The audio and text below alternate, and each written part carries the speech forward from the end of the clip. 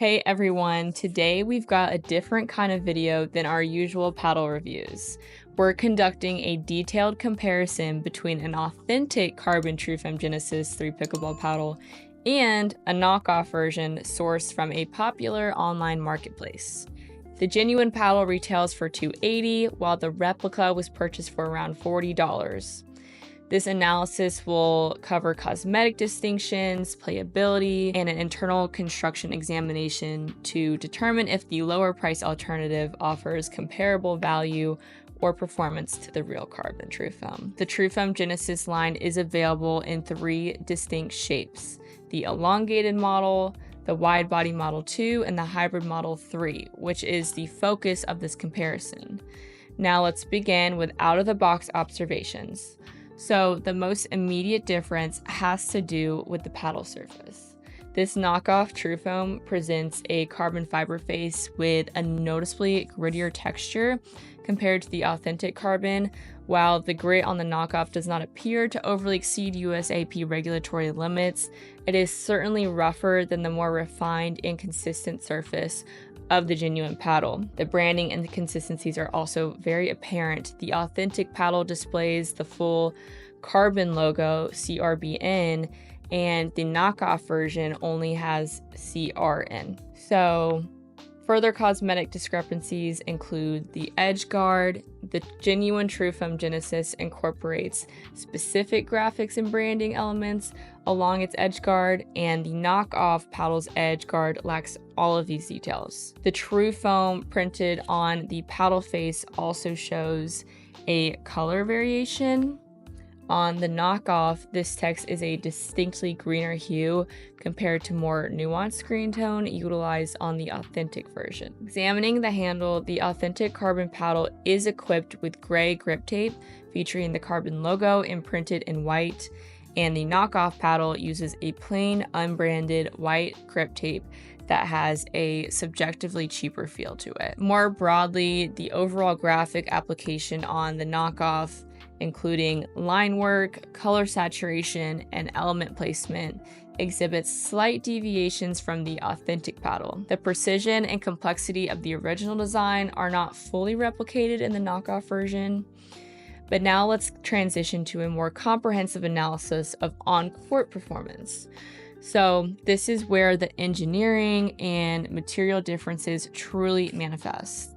The authentic version offers a distinct playing experience characterized by its plushness and solid impact feel, which translates to a high degree of control and positive feedback, which CRBN's TruFoam technology aims to deliver.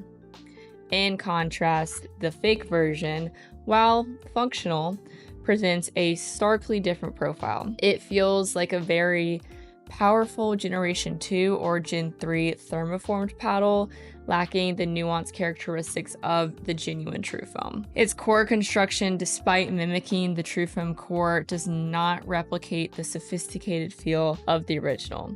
Part of this is no doubt the weight of the paddles. The real TruFoam we tested weighed in at 8.15 ounces, whereas the fake only weighed at 7.5.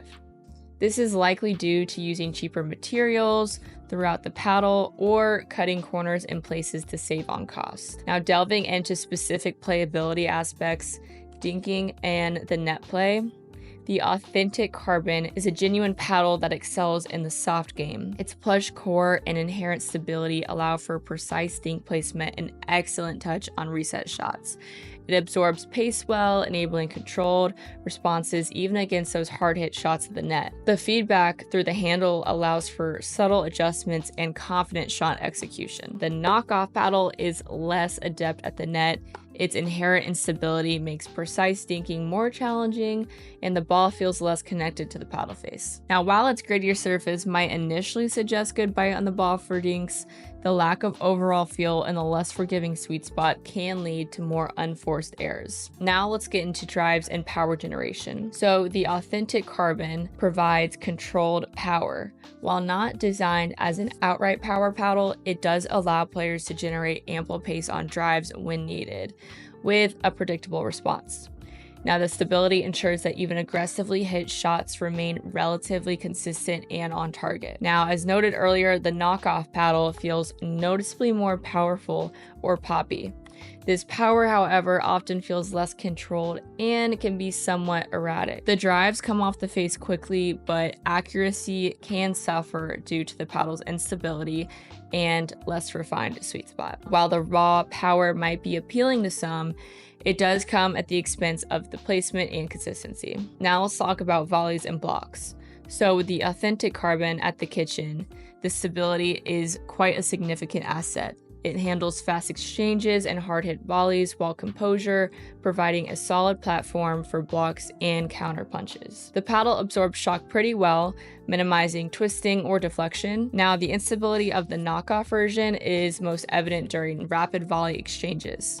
The paddle can feel somewhat hollow or jarring on off-center blocks and volleys, and redirecting pace accurately is way more difficult, and the paddle feels less authoritative against powerful shots. Now let's get into the spin. The refined texture of the authentic carbon fiber surface allows for excellent spin generation. The serves, topspin drives, and cut shots can be executed with a high degree of rotation, contributing to well-rounded offensive and defensive games. The spin is predictable and controllable.